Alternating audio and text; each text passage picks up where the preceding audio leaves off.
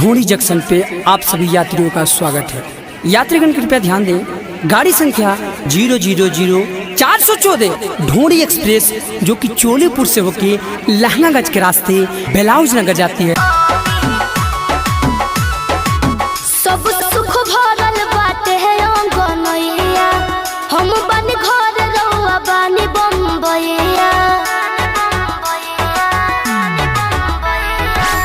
सब सुख भरल बाटे है अंगनैया, हम बन घर रहुआ बानी बम्बैया। सबक भी बाटे सिंगर वो भी बाटे, मम्मी पापा ननद देवर वो भी बाटे।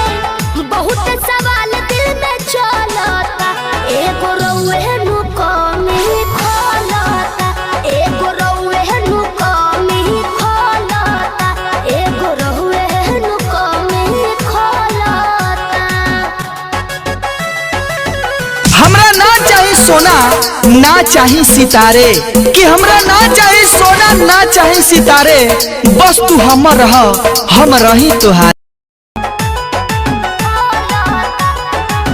उठावा के लाली चाहे लीला रखती का, सोना हो सिंगार लगे रउआ बिना फीका। हाँ, कोई से रहत बानी उहाँ बाबा अकेले, हमरो के सैया बता दी तरीका। बड़की जेठानी के बच्चा भी बाड़े, भाई पोटीदार चाची चाचा भी बाड़े। बस इहे बात मन में होलता, एगो रउए नु कमी खोलता, एगो रउए नु कमी खोलता, एगो रउए नु कमी खोलता।